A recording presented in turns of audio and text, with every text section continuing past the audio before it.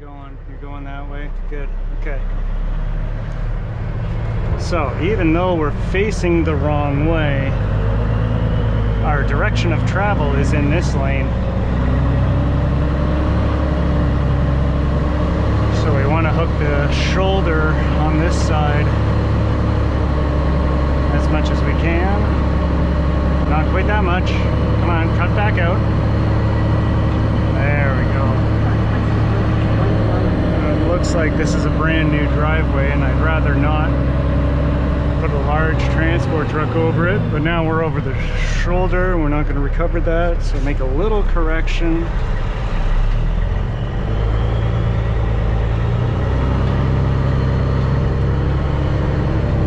Get the trailer out to the middle of the road.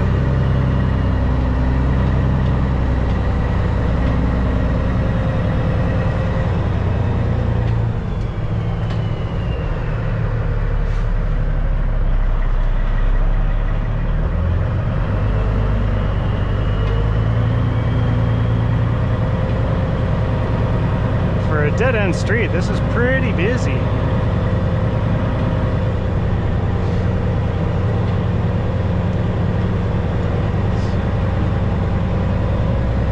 There we go.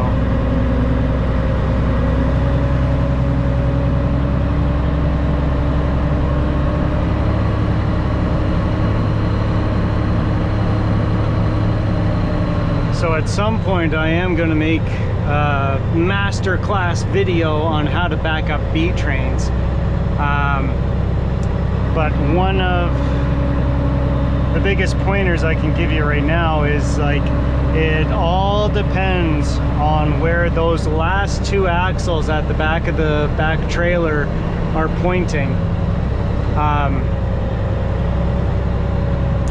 Because that's what I'm doing right now, is I'm watching that back corner of the rearmost trailer, making sure it stays straight and in line with where I want to go. And then I use the truck and lead trailer to point it in the direction that I do want it to go. So it's kind of like a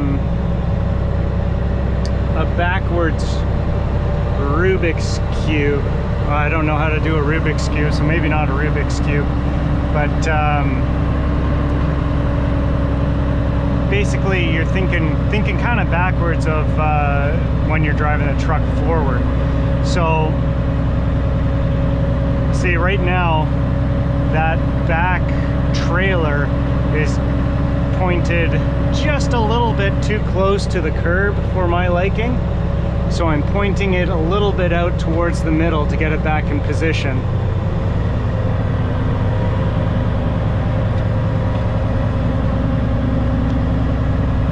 I'm doing a few more little corrections than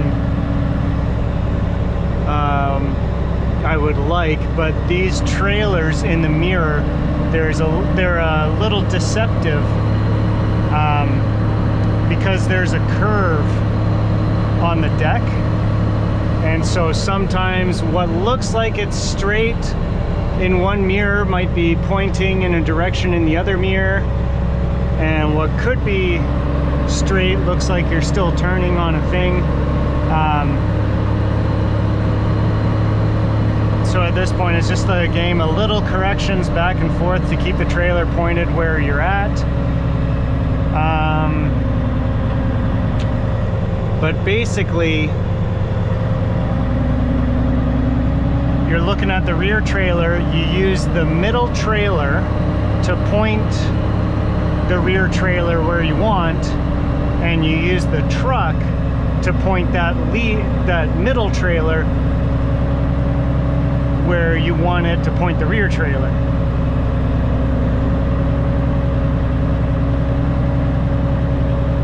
So there it was pointing a little bit close to the curb for my liking again, so I move the middle trailer to angle it towards the road, and in order to move the middle trailer I had to move the tractor, which is moving the steering wheel. So you always have to be thinking a whole bunch of steps ahead. on what needs to be done. And by this point, it's become second nature for me. That's why I'm able to like talk and tell you what's going on right now while I'm doing this. But it all just comes down to basically practice. Like the more you do it, the more you get the hang of it. You get the feel of your truck and trailers, because different trailers do pull differently. I've been fairly lucky that I have a dedicated set of B-trains when I work for a company, and I mean, these are my own trailers, so they're dedicated to me, and I'm still getting used to them. Or no, I've gotten used to them, but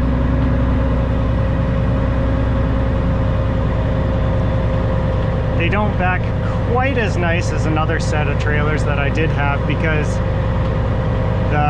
my original longest mile video, those trailers had a perfectly flat deck, and it was super easy to tell in the mirrors what the trailers were doing, so you could easily make little corrections here and there to point it in the direction that you want it to go.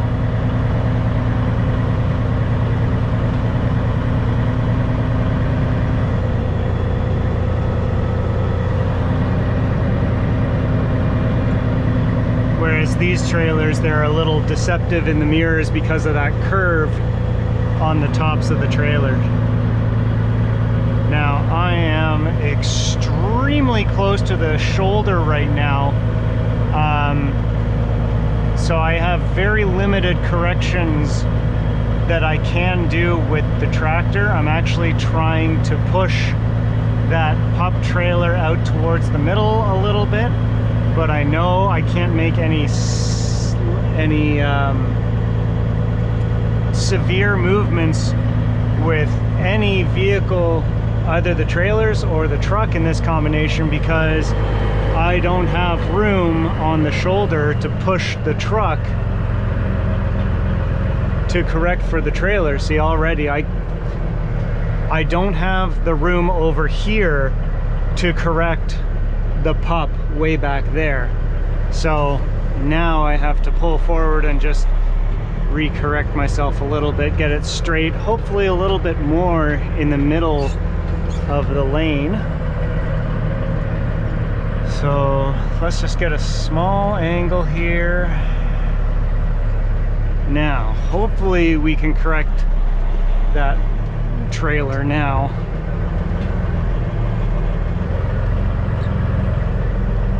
There's still not a whole lot of room to move the tractor, but we should have enough room to correct this. There's 3 turkeys crossing the road behind me, and the guy's taking pictures of the turkeys. That's kind of funny.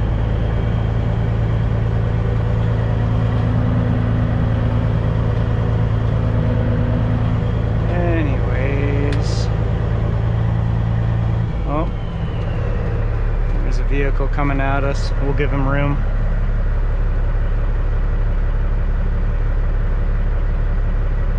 Come on.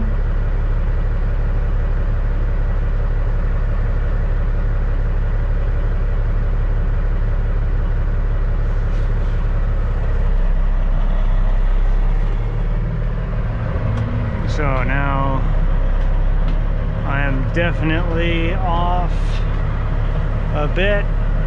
Ooh. I might be able to save this, but I have a feeling it, nope, already the trailer is not going the direction I want it to, and I have no room to recorrect, so we got to do just a little correction by pulling forward. This would be a nice position if that rear trailer weren't pointing to the curb. If it were pointing straight, we would have been all right. But that's where a little S-turn and then another half S-turn, like half-size S-turn, to correct and straighten things out again. So if I have to do another correction up up again later down the road here. I will explain what I do to make little corrections, but it's basically like 2 S-turns. The first one is a fairly large S-turn, and that is, I believe, to kind of point the rear trailer in the direction that I want it to go, in the position I want it to be in. And then the second little S-turn is about half the size of the first turn, and that is just to straighten out the middle trailer and the truck to point the pup trailer where I want it to go. Technically, you should be able to just do one single S-turn to do a correction, but when real estate is at a premium and you don't have a whole lot of room to work with, specifically going backwards, that's where that second S-turn helps out to straighten out the truck. So you're starting at square one again to point in the direction you want to point.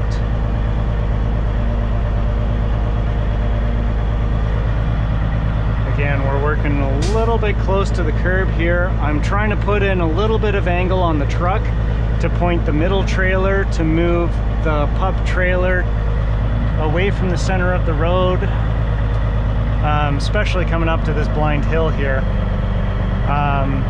But again, that leaves me very little room on the shoulder to do corrections. And again, the pup trailer isn't exactly doing what I want it to do. I'm making little corrections, but it's not responding enough on the trailer from what I can see in the mirrors here.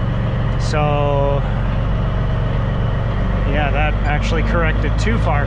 This is where these trailers are extremely deceiving with their little corrections. I'm trying to keep it as straight as possible, and if you concentrate on it in one mirror, it looks okay, and then you switch to the other mirror and it looks like it's crooked. See, this mirror looks completely straight.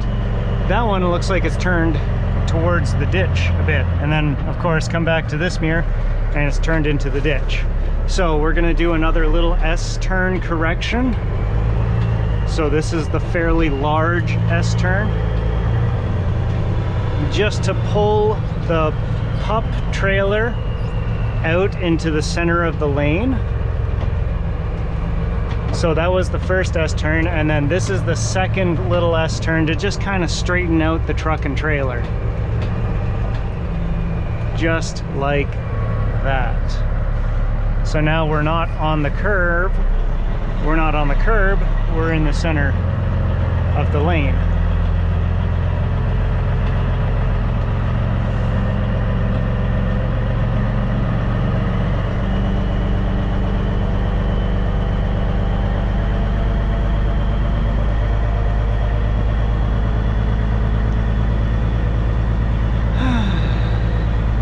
Now this is a pretty dangerous point right here, because we're getting close to the top of the blind hill, and again, these trailers are playing tricks on me in the mirror.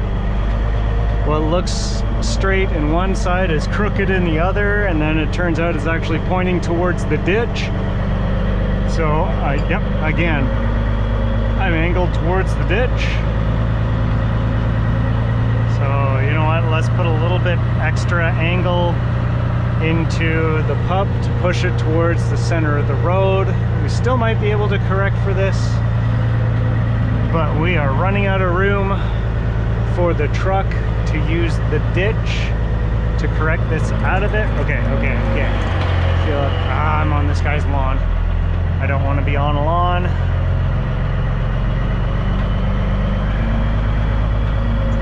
Just a little bit more angle and we'd be able to save this.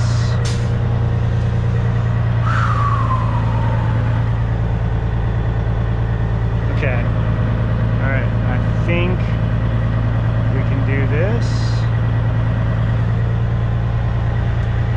Yeah, okay, just barely saved it.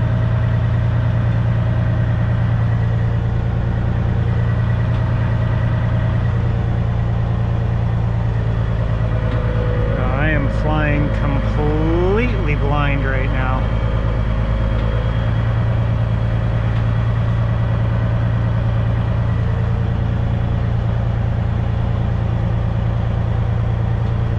There, okay, that's straight. Yeah, and I think, so there's a little crown in the road where they paved it, and that's what I'm using as my center line, and I think it's a little bit towards this side of the road, so it looks like, or no, it's a little bit to that side of the road or something, so it looks like, I don't know, either way, in this mirror it looks like I'm in the center of the road, but then in this mirror I'm on the shoulder.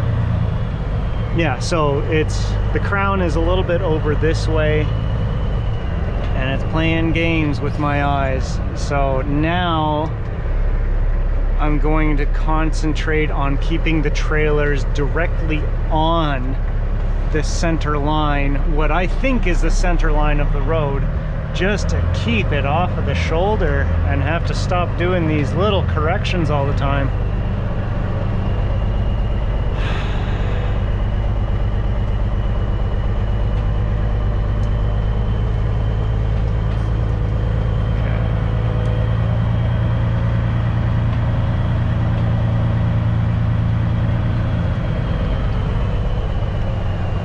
Still tough because I want to concentrate on the driver's side mirror to make sure I am off the shoulder, but I have to keep a constant eye out on this passenger side mirror for traffic that could be coming up over this hill at any second. I do see the dead-end street sign at the end of the road in my driver's side mirror though, so I know we are getting fairly close. But again, okay, so this is where the mirrors are playing tricks on me. Excuse me. I'm trying to put in just a little bit of input with the truck to make the trailer turn to the shoulder. There we go, it finally took. And now I point the truck to straighten everything out.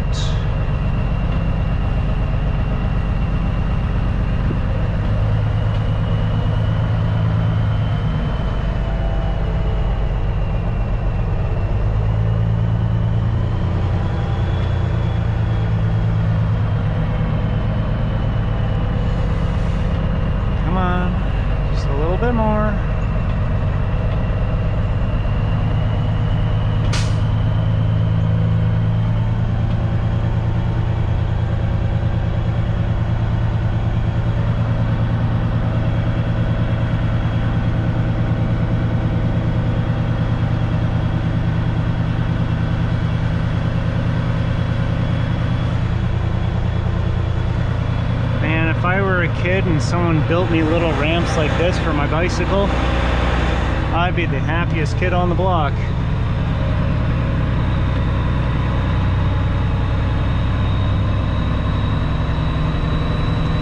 So I just got a little bit distracted with that ramp and my trailer started pointing towards the curb again. So now I'm overcorrecting to get it into the center of the road itself, because I want to park directly in the center of that turnaround, basically right where that red vehicle's parked, just so I can get to both sides of the truck when I'm unloading. Unfortunately, I have a feeling that red car is going to be in the way for today. Come on, kick. Your destination is on the right. You can stop talking now, GPS. Okay, this is pretty intense because this is all downhill. Okay.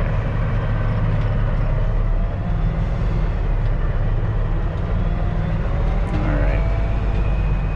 So right now I'm looking, I don't have room on the passenger side to get the Moffett around and unload.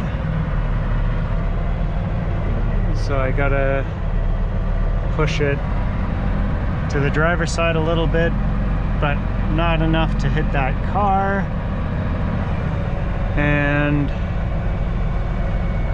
by the time my brain thought of that and I started talking it, I already did it. So we're in a good position now, and we'll go all the way back into the center of this turnaround. Then we have lots of room on both sides to work with. And we'll get this stone unloaded. Cool.